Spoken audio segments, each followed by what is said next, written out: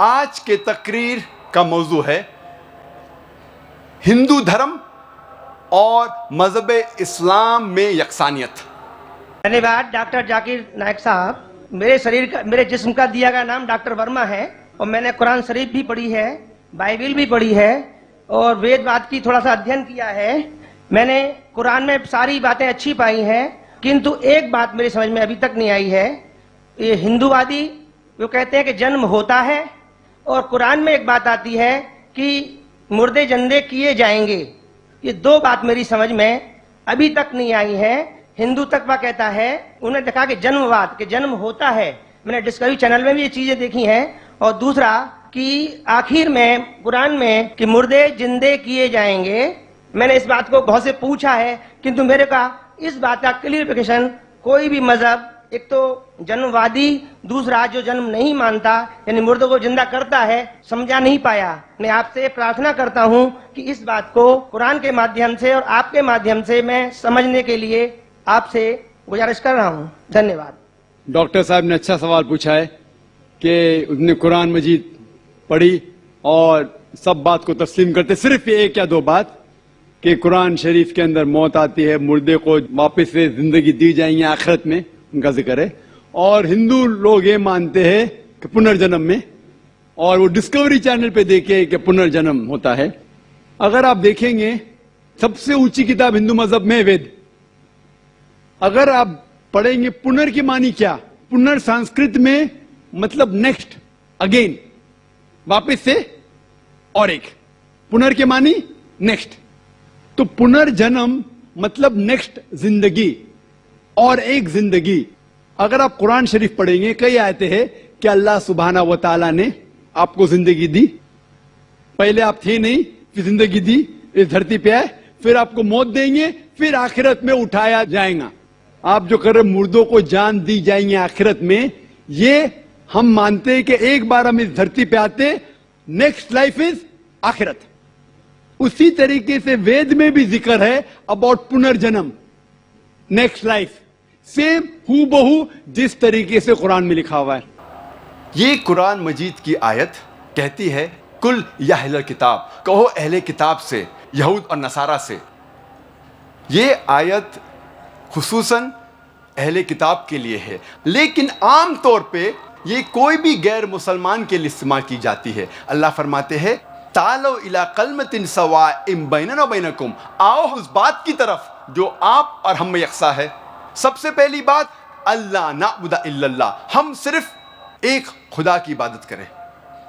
कोई भी मजहब, कोई भी धर्म समझने के लिए हमें धर्म के मानने वालों को नहीं देखना चाहिए, क्योंकि अक्सर धर्म के मानने वाले या मजहब के मानने वाले खुद नहीं जानते उनका धर्म या उनका मजहब क्या कह रहा है। सबसे अच्छा और सबसे बेहतरीन तरीका कोई भी धर्म या मजहब को जानने के लिए है कि उस मजहब की किताबों का मुताला कीजिए।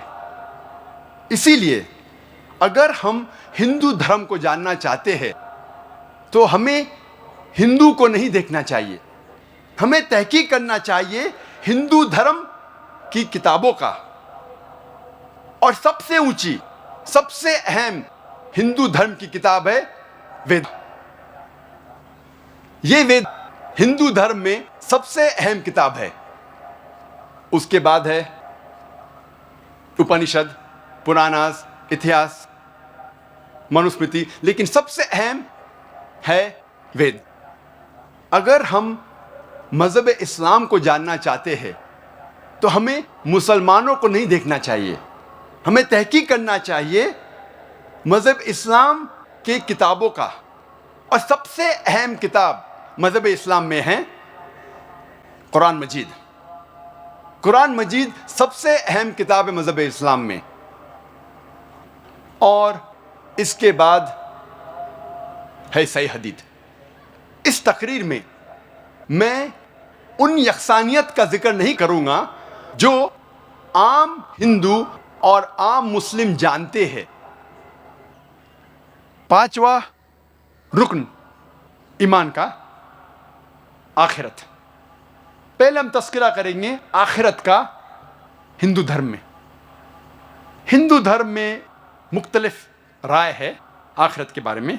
सबसे आम राय है cycle of birth, death and rebirth, also known as doctrine of rebirth. Hindi में कहते हैं पुनर्जन्म, संस्कृत में कहते हैं समसारा, इंग्लिश में इसे कहते हैं ट्रांसमाइग्रेशन ऑफ सोल, भी इसे कहते हैं doctrine of rebirth, transmigration of soul and also reincarnation theory.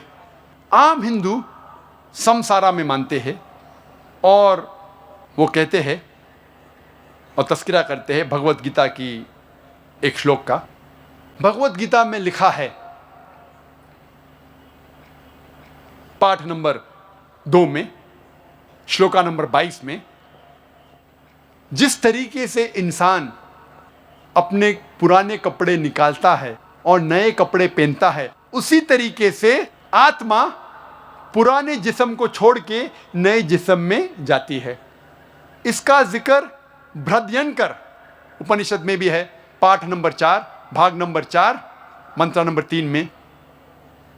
Like a caterpillar walks up a grass of blade and jumps to another blade, same way a soul throws away the old body and enters a new body. जिस तरीके से caterpillar घास के ऊपर चढ़ता है और फिर दूसरे घास पे जाता है, उसी तरीके से आत्मा पुराने जिस्म को छोड़ के नए जिस्म में जाती है। आम हिंदू समझता है समसारा के बारे में, इंसान पैदा होता है फिर मरता है, फिर पैदा होता है फिर मरता है, फिर पैदा होता है फिर मरता है। ये साइकिल है बर्थ, डेथ और रिबर्थ की। लेकिन इसका जिक्र कहीं भी वेद में नहीं है, कहीं भी नहीं है। वेद में पुनर्जन्म का जिक्र है। पुनर्जन्म की मानी, पुनर् मतलब नेक्स्ट, अगला, जन्म मतलब बर्थ, नेक्स्ट बर्थ, पुनर्जन्म। पुनर्जन्म की सही मानी है नेक्स्ट बर्थ, अगला जन्म, जिस पे इस्लाम को कोई एतराज नहीं। हम भी मानते पुनर्जन्म में, नेक्स्ट बर्थ में, लेकिन वो पुनर्जन्म नहीं जो आम हिंदू मानते हैं समसारा के बारे में। हम नहीं मानते cycle of birth, death, rebirth के बारे में। हम मानते सिर्फ पुनर्जन्म। पुनर्जन्म अंग्रेजी में होता है नेक्स्ट बर्थ, अगली जिंदगी। और इसका जिक्र है ऋग्वेद में, किताब नंबर 10, पाठ नंबर 16, मंत्रा नंबर 4 और 5 में। तो पुनर्जन्म का जिक्र है, लेकिन ये साइकिल बर्थ, डेथ, रीबर्थ का जिक्र नहीं है। तो जब हम वेद पढ़ते हैं हमें पता चलता है कि वेद में लिखा है कि और एक जिंदगी है, और अगर आप इस जिंदगी में सफल होंगे, अगर इस जिंदगी में सफल होंगे तो आप जाएंगे स्वर्ग में। स्वर्ग का जिक्र है एक अमन की जगह, एक सलामती की जगह, जिसके नीचे बहेंगी दूध की नदियाँ, शहद की नदियाँ, वहाँ फल होंगे और अमन होगा। अगर आप इस दुनिया में सफलता नहीं पाते तो आप जाते हैं नरक में। नरक एक सजा की जगह है जिसका अक्सर जिक्र है वेद में आग जैसा। अब हम तस्करा करेंगे आखिरत का जिक्र इस्लाम में। अल्लाह ताला फरमाते सूरह बकरा में, सूरह नंबर 2 आयत नंबर 28 में, क्या आप अल्लाह में नहीं ईमान लाएंगे ये जानने के बाद कि अल्लाह ने आपको जिंदगी दी, फिर मौत दी और फिर से जिंदगी दी। अल्लाह ताला फरमाते सूरह मुल्क में, सूरह नंबर 67 आयत नंबर 2 में, अल्लज़ी खलक़ल मौत वल हयाता, अल्लाह ने मौत और जिंदगी बनाई ताकि इंसानों को पहचान सके, ताकि इंसानों का इम्तिहान ले सके। This life is a test for the hereafter. ये जिंदगी इम्तिहान है। अगर हम जिंदगी में सफल होते तो हम जाते हैं जन्नत में, और जन्नत का तस्करा है कुरान और सही हदीस में। अमन की जगह, सलामती की जगह, जिसके नीचे दूध की नदियाँ बहती है, शहद की नदियाँ बहती है, फल है कई किस्म के, खजूर है, अनार है। अल्हम्दुलिल्लाह जिस अनार को हम जानते वैसे अनार ने करोड़ों गुना बेहतर फल, अल्हम्दुलिल्लाह। और अगर हम सफलता नहीं पाते इस दुनिया में, हम जाएंगे जहन्नम में। जहन्नम एक सजा की जगह है जिसका अक्सर जिक्र है कुरान मजीद में आग के साथ। और कहा गया कुरान मजीद में, जिसका ईंधन होगा पत्थर और इंसान। तो जब हम तहकीक करते हैं हिंदू धर्म की किताबों का और मज़हब इस्लाम की किताबों का, हमें पता लगता है कि दोनों में आखिरत का जिक्र है। आइए जानते हैं विश्व प्रसिद्ध जगत गुरु तत्वदर्शी संत रामपाल जी महाराज जी क्या बताते हैं इस बारे में। पुण्यात्माओं, जब आपको ये तत्व ज्ञान होगा तो पता चलेगा कि हम एक ही परमात्मा के बच्चे हैं, हम भिन्न भिन्न नहीं हैं। कोई तो कहता है कि जैसे पवित्र हिंदू धर्म के श्रद्धालु कहते हैं हमारा हिंदू धर्म अच्छा है, और मुसलमान धर्म के श्रद्धालु कहते हैं हमारा मुसलमान धर्म सर्वश्रेष्ठ है, सर्वोत्तम है। मैं चैलेंज करता हूं, मैं दावे के साथ कह सकता हूं कि कोई भी शख्स सारी दुनिया में एक भी इस्लाम की बुनियादी बात को साबित नहीं कर सकता कि ये इंसानियत के खिलाफ है। ये मेरा चैलेंज है, ये मेरा दावा है। ईसाई धर्म के श्रद्धालु कहते हैं कि ईसाई धर्म सर्वश्रेष्ठ है, और सिख धर्म के मानने वाले श्रद्धालु कहते हैं सिख धर्म सर्वोच्च है। हम क्या कहते हैं, ये दास क्या कहता है, हमारा क्या धर्म है कि जीव हमारी जाति है, मानव धर्म हमारा हिंदू मुस्लिम सिख ईसाई कोई धर्म नहीं है न्यारा। अपने आत्माओं, मुसलमान धर्म के भाई जो हैं वो कुरान शरीफ को ठीक से ना समझकर उन्होंने क्या विधान बना रखा है, ठीक से ना समझकर उसके श्लोकों को, मंत्रों को, आयतों को उन्होंने ये फाइनल कर दिया है कि कुरान शरीफ का ज्ञान दाता जिसको ये अपना अल्लाह ताला मानते हैं वो क्या कहता है, उन्होंने कैसा विधान जान लिया कि ऐसा कहा गया है। इन्होंने क्या मान रखा कि पुनर्जन्म नहीं होता। पुनर्जन्म की सही मानी है नेक्स्ट बर्थ, अगला जन्म, जिस पे इस्लाम को कोई एतराज नहीं। हम भी मानते पुनर्जन्म में, नेक्स्ट बर्थ में, लेकिन वो पुनर्जन्म नहीं जो आम हिंदू मानते हैं संसारा के बारे में। हम नहीं मानते cycle of birth death rebirth के बारे में, हम मानते सिर्फ पुनर्जन्म। पुनर्जन्म अंग्रेजी में होता है नेक्स्ट बर्थ, अगली जिंदगी। तो पूरे इस संसार की वो कैसे डेफिनेशन बनाते हैं, बताते हैं, वो क्या बताते हैं, पुनर्जन्म नहीं होता, उसके लिए वो क्या पली देते हैं, वो क्या तर्क देते हैं। वो क्या पली देते हैं कि परमात्मा सबको जन्म दे रहा है, पैदा कर रहा है। वो क्या मानते हैं कि सबसे पहले बाबा आदम को उत्पन्न किया और उसी की हड्डी निकालकर उसकी पत्नी हव्वा बनाए, उससे फिर वो कहते हैं सब मनुष्य उत्पन्न हुए। और ये मुसलमान भाई भी बाबा आदम को अपना प्रथम पुरुष मानते हैं।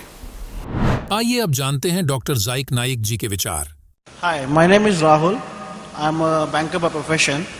I just wanted to ask you one thing. Like ever since I have the sense of religion, we have heard that God is one, and we are hearing it again as the God is one. But just now we had two people going as per you call Shahada award. What you call is there is no God except Allah. And continuing what did you just tell Mr. Rajesh, that whatever religion which came into existence before Islam, this Islam corrected these some ways out of this and some way out of that, that there were some mistakes in the religions before Islam, and Islam corrected the things, and the messenger, the last messenger what you're just talking about, he corrected them all, and now you have to follow the things again. So are you denying the fact that there was no God except Allah before Islam? Like there was no Lord Shiva, there was no Lord Ganesha as per Hinduism or as per something. So are you totally denying the fact according to Islam? So as you say there is no God except Allah? Whereas as we say God is one. That was asked a very good question. He said that when I say and I give the shahada that there is no God but Allah and Prophet Muhammad is a messenger, do you mean to say that Islam came and corrected. So before Islam there was no God, and that's what I mean to say, brother. There's a slight misunderstanding. Islam is not a new religion. Islam did not come into existence 1400 years back. And Prophet Muhammad, peace be upon him, is not the founder of Islam. Islam is there since time immemorial. It is there since man set foot on the earth. And Prophet Muhammad is not the founder of the religion of Islam. He is the last and final messenger. So before Hinduism came into existence, Islam was there. And Allah clearly says in the Quran, in Surah Al-Imran, verse 19, Inna Deena Indallahi al-Islam. The only religion acceptable in the sight of Allah is Islam.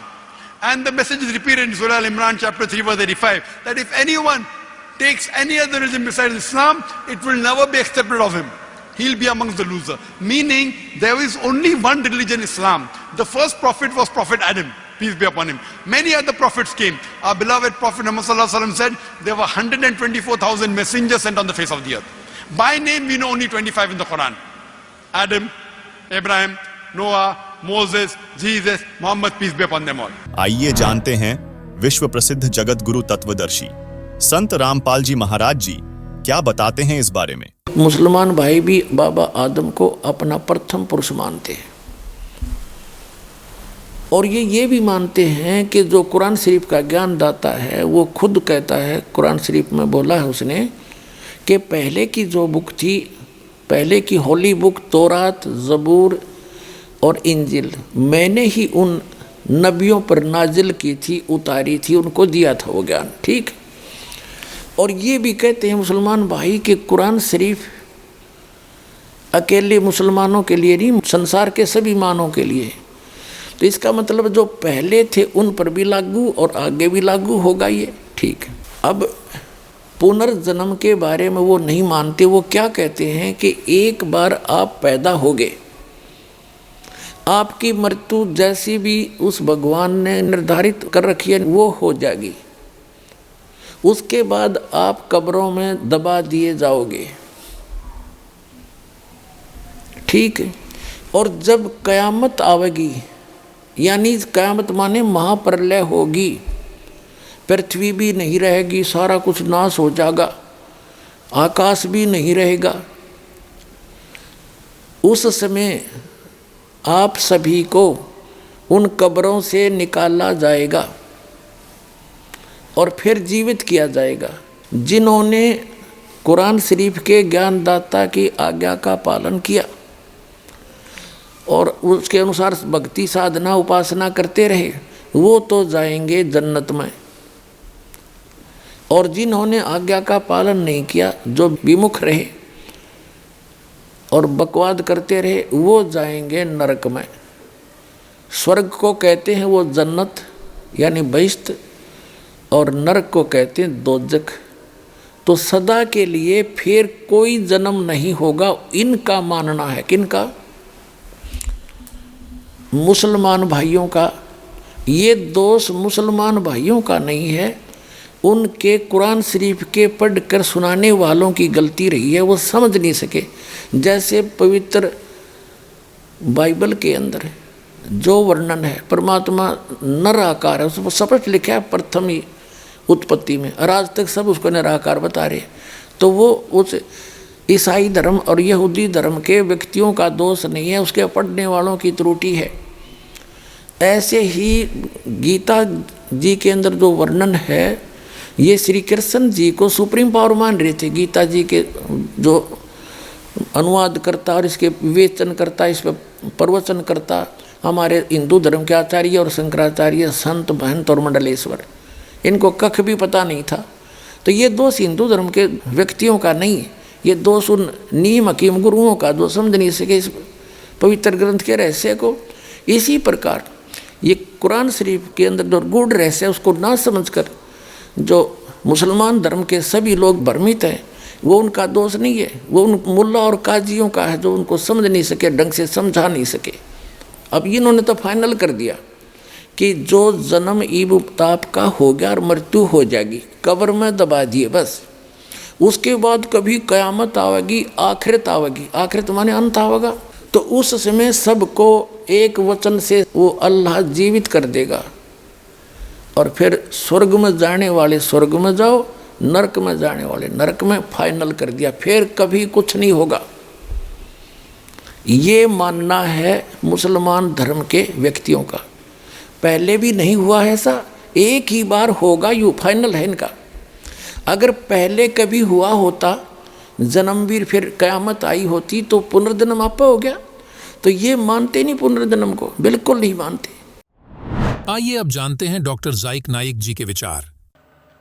पुनर्जन्म की सही मानी है next birth, अगला जन्म, जिस पे इस्लाम को कोई एतराज नहीं। हम भी मानते पुनर्जन्म में, नेक्स्ट बर्थ में, लेकिन वो पुनर्जन्म नहीं जो आम हिंदू मानते हैं संसारा के बारे में। हम नहीं मानते cycle of birth death rebirth के बारे में। हम मानते सिर्फ पुनर्जन्म। पुनर्जन्म अंग्रेजी में होता है नेक्स्ट बर्थ, अगली जिंदगी। तो पुनर्जन्म मतलब नेक्स्ट जिंदगी और एक जिंदगी। अगर आप कुरान शरीफ पढ़ेंगे, कई आयतें हैं कि अल्लाह सुब्हाना व तआला ने आपको जिंदगी दी। पहले आप थे नहीं, फिर जिंदगी दी, इस धरती पे आए, फिर आपको मौत देंगे, फिर आखिरत में उठाया जाएगा। आप जो कर रहे मुर्दों को जान दी जाएंगे आखिरत में, ये हम मानते हैं कि एक बार हम इस धरती पे आते, नेक्स्ट लाइफ इज आखिरत। आइए जानते हैं विश्व प्रसिद्ध जगत गुरु तत्वदर्शी संत रामपाल जी महाराज जी क्या बताते हैं इस बारे में। तो पुण्यात्माओं, उस जन्नत ने शर्मा मारेंगे। अरबों वर्ष तक उस कब्र में घुसड़े पड़े रहे हम हैं। अरबों वर्ष के बाद फिर कभी क़यामत होगी, जब उसमत निकाले जाएंगे। इस तक बूंदी कैद तो पहले भोग लिया हमने, चाहे नरक में जाऊं चाहे स्वर्ग में, इससे बूंदा नरक क्या होगा। लेकिन वास्तविकता क्या है कि पुनर्जन्म होता है। ये क़यामत कब आती है? ब्रह्मा जी का एक दिन जब संपूर्ण होगा, ब्रह्मा जी का एक दिन जब पूरा होगा तो पूरी पृथ्वी पर प्रलय हो जाएगी। इन तीनों लोकों में, स्वर्गलोक के, पृथ्वीलोक और पाताल लोक के सभी प्राणी नाश में आ जाएंगे। ये प्रलय। उसके बाद फिर जब ये रहेगी इतना ही समय तक, जितने समय तक सृष्टि रहती है, ब्रह्मा जी का एक दिन 1000 चतुर्युग का माना जाता लमसम्प। एक चतुर्युग में 43,20,000 वर्ष होते हैं। सतयुग, त्रेता, द्वापर कुल मिलाकर ये चतुर्युग कहलाता है। इसमें 43,20,000 वर्ष होते एक चतुर्युग में। 1000 से गुणा कर दो, 4,32 करोड़ वर्ष तक यह सृष्टि रहेगी स्वर्गलोक, पृथ्वीलोक और पाताल लोक पर। फिर तीनों लोकों के सब प्राणी नष्ट हो जाएंगे, इस पर जल जल हो जाएगा। इसको क़यामत कहते हैं। जब इतना ही समय रात्रि का बीत जाएगा ब्रह्मा जी का, इन पर पुनः फिर से स्टार्ट होगी ऐसे सृष्टि। ये एक कर्म है और जन्म मृत्यु तब तक बनी रहेगी जब तक पूर्ण परमात्मा की भक्ति नहीं करेंगे। तो वहाँ सतलोक में चले जाएंगे। ये जो दास आपको भक्ति देगा, उससे आपका जन्म और मरण सदा के लिए समाप्त होगा। वहाँ नरक नहीं है, वह जन्नत जन्नत है। वहाँ कोई दोजख की आँच नहीं है। वो व्यक्ति वही जाएंगे जो यहाँ इस दास के द्वारा बताई इस भक्ति से परिपूर्ण हो जाएंगे, बुराइयों से बचे रहेंगे और मर्यादा में रहेंगे, वो उस स्थान पर जाएंगे। तो जन्म मरण होता है और कुरान शरीफ भी जन्म मरण का प्रत्यक्ष प्रमाण देती है। पहले तो आप जी ने ये समझना पड़ेगा कि कुरान शरीफ के पढ़ने वाले आज तक नहीं समझ सके। कुरान शरीफ में सूरत फुरकानी 25 आयत नंबर 52 से 59 यदि इन्होंने समझा होता तो कुरान शरीफ के ज्ञानदाता को ये अल्लाहु अकबर नहीं कहते, क्योंकि वो तो खुद कह रहे हैं अल्लाहु अकबर की जानकारी तो कुरान शरीफ का ज्ञानदाता रखता ही नहीं। एक बार आपको रूबरू करते हैं। ये देखिएगा पवित्र कुरान शरीफ, ये है कुरान शरीफ। यह है वह इलामी किताब है जिसमें कोई संदेह की गुंजाइश नहीं। ये कहते हैं कि इसमें जो लिखा फाइनल है हमारे लिए, कुरान शरीफ। और ये है सह अनुवाद सटीपन, इसका अर्थ है सह अनुवाद सटीपन। शास्त्रीय अरबी पद्धति पर नागरी लिपि में रूपांतरकार है नंद कुमार अवस्थी। शेरवानी संस्करण। अब आगे देखते हैं। ये वही है ज्यों का त्यों जो टाइटल पेज पर था, जिल्द पर था, ये देखिएगा। शेरवानी संस्करण है, प्रकाशक है लखनऊ किताबघर, मौसम बाग, सीतापुर रोड, लखनऊ से। और ये आज का अनुवाद नहीं है, 1969 से चल रहा है ये 17वां संस्करण 2008 ईस्वी में। कॉपीराइट सर्वाधिकार सुरक्षित है। Lucknow Kitabghar, opposite bright Motors, मौसम बाग, सीतापुर रोड, लखनऊ पर। ये उनके फ़ोन नंबर है। ये प्रथम संस्करण 1969 में छपा था। ये हिसाब ला लो, लगभग 44 वर्ष हो गए। और 17वां संस्करण ये अब छपा है। मुद्रक हैं गॉस्पेल प्रेस, लखनऊ।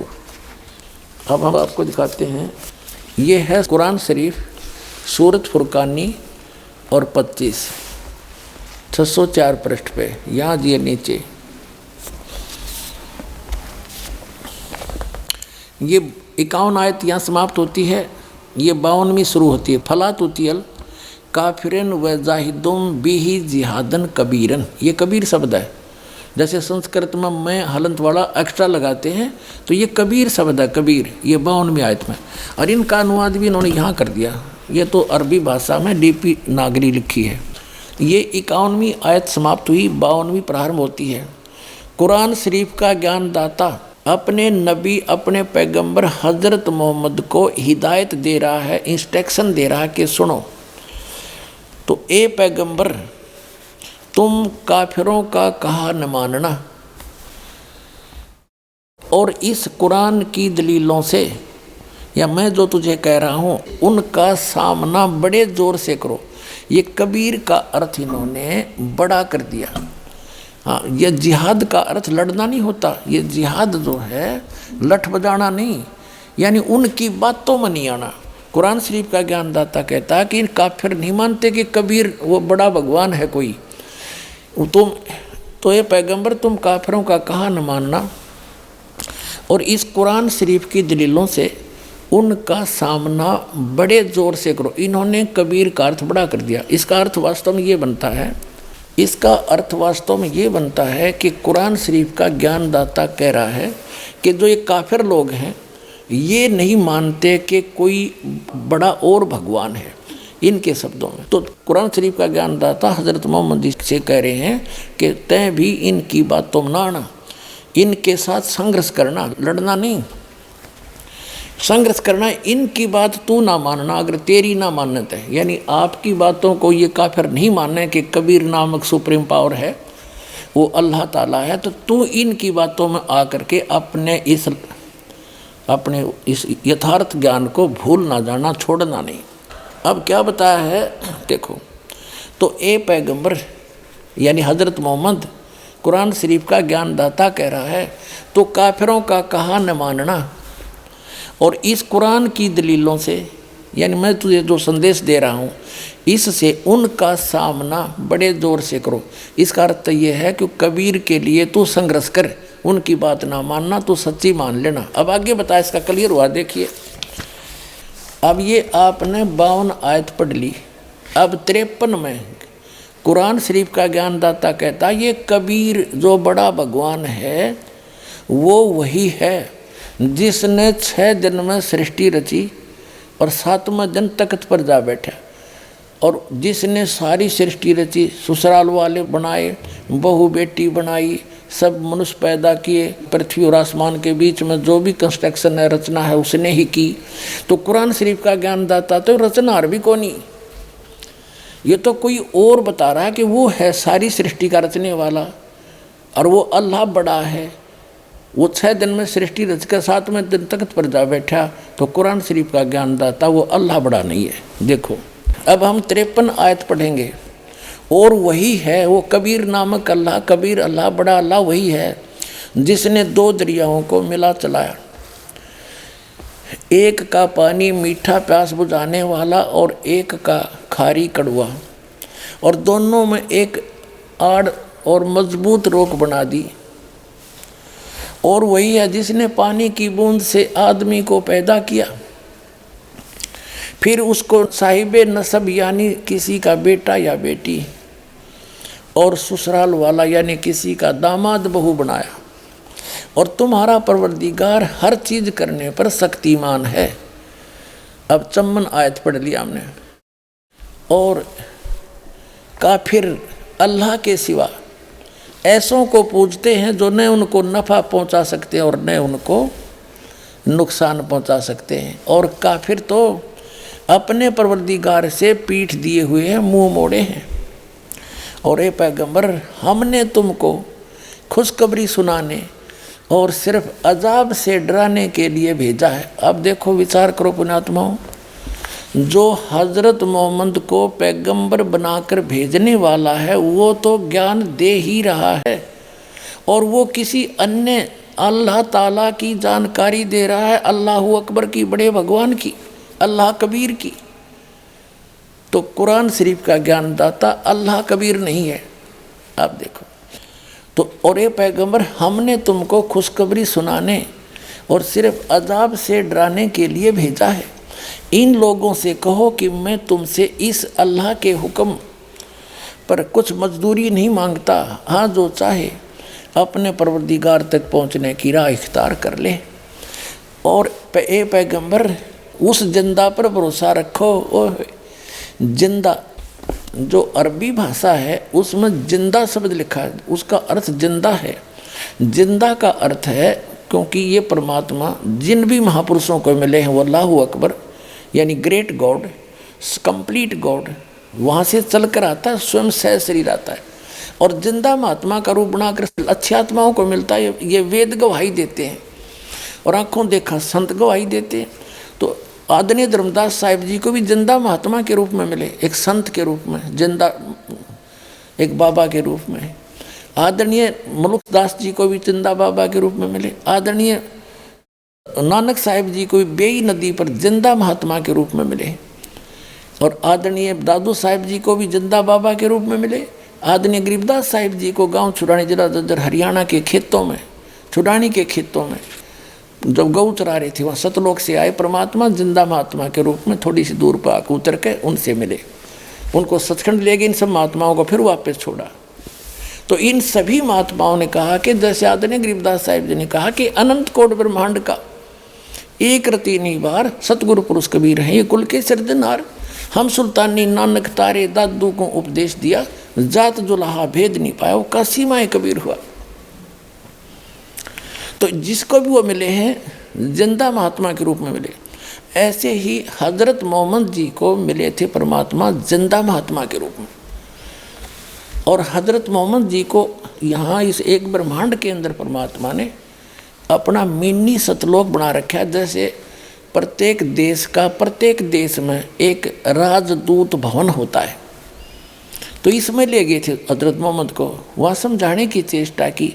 पर नीचे इनके बहुत अनुयायी हो गए थे, यहाँ उनकी खूब प्रभुता हो गई थी। वो परमात्मा अल्लाह अकबर कहते, हम मोहम्मद को वहाँ ले गए उस सूक्ष्म वेद में, गॉड की अपने मुख से बोले हुए अमृत तत्व ज्ञान में परमात्मा ने, अल्लाह अकबर ने, कबीर भगवान ने बोला है, हम मोहम्मद को वहाँ ले गए, इच्छा रूपी वहाँ नहीं रहो। उल्ट मोहम्मद मैल पठाया, गुज बीरज एक कलमा लाया, रोजा बंग नमाज दई रे, बिस्मल की नहीं बात कही रे। मारी गऊ शब्द के तीरम, ऐसे होते मोहम्मद पीरम, और शब्द फिर जवाई। और उसका जीव रखा, मांस नहीं खाया उन्होंने। गऊ शब्द मारी हजरत मोहम्मद ने वचन से, अपनी सिद्धि से, और उसको वचन से जीवित कर दिया। कहते हैं फिर उस गाय को मांस नहीं खाया उन्होंने, उस जीव की रक्षा की उन्होंने। मारी गऊ शब्द के तीरम, ऐसे होते मोहम्मद पीरम, शब्द फिर जवाई। अंसार रखा यानी जीव की रक्षा की, मारा नहीं, खत्म नहीं किया गाय को। और गोश्त नहीं बख्या, गोश्त मांस नहीं खाया, ऐसे पीर मोहम्मद भाई। तो ये कहते हैं कि जिंदा महात्मा के रूप में जो तुझे मिला था उस पर भरोसा रखना, वो पूर्ण परमात्मा है, वो अल्लाह अकबर है। कुरान शरीफ का ज्ञान दाता कह रहा है, लेकिन उस अल्लाह अकबर से वो स्वयं परिचित नहीं है, संकेत कर रहा है कि जो तुझे जिंदा महात्मा के रूप में मिला था। एक बार तो हजरत मोहम्मद जी ने एक बकरे को वचन से मार दिया था, वचन से जीवित कर दिया था। फिर एक बार उन्होंने गाय को मारा, लेकिन गाय को मारा तो उनसे जीवित नहीं हुई। तब उन्होंने अल्लाह अकबर कह के पुकारा, तो वो अल्लाह अकबर पुकारने से वो पूर्ण परमात्मा अल्लाह अकबर एक सूक्ष्म रूप में आए, जिंदा महात्मा का ही रूप बना कर आते। वो केवल हजरत मोहम्मद को दिखाई दे रहे थे, किसी अन्य को नहीं दिखाई दे रहे थे। गऊ मार तो दी थी एक बार हजरत मोहम्मद जी ने, फिर दोबारा जीवित ना हुई। तब उन्होंने पुकारा उस मालिक को, परमात्मा आए और सूक्ष्म रूप में आकर, वो सूक्ष्म रूप का अर्थ होता अन्य को नहीं दिख रहे थे, उन्होंने दिखाई दे रहे थे, और वह गऊ जीवित कर गए। तब कहते हैं जब हम मोहम्मद याद किया रे और शब्द स्वरूपी सूक्ष्म रूप में हम वेग गया रे, तुरंत गया, और मुई गऊ हमने तुरंत जिवाई। जब मोहम्मद का निश्चय आई, तुम कबीर अल्लाह दरवेशा, और मोहम्मद का जब गया अंदेशा। और उसके बाद फिर उन्होंने खूब पुकार लिया, मुझे ले चलो वहाँ पर। फिर वो नहीं लेकर गए, क्योंकि उन्होंने अवज्ञा कर दी थी मालिक की उस वाणी का।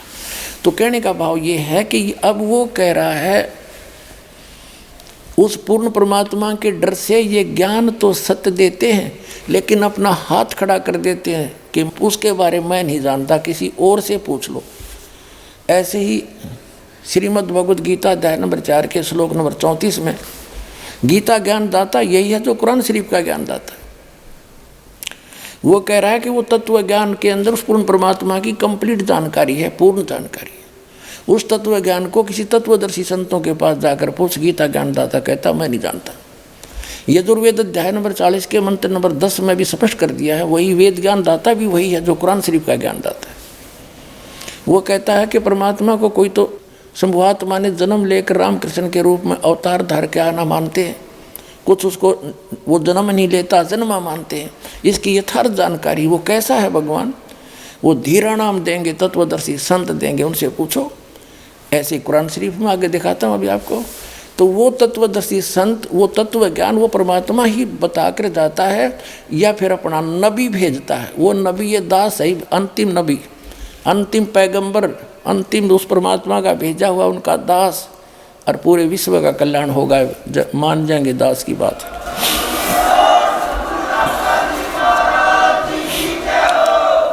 कुरान शरीफ का ज्ञान दाता अपने पैगंबर हजरत मोहम्मद को कह रहा है, और किसी अन्य अल्लाह अकबर अपने से अन्य खुदा की, अन्य अल्लाह की जानकारी दे रहा है। देखिए अब हम यहाँ तक पढ़ चुके हैं कुरान शरीफ सूरत फुरकानी 25, और हम आयत नंबर यहाँ पर आगे हैं।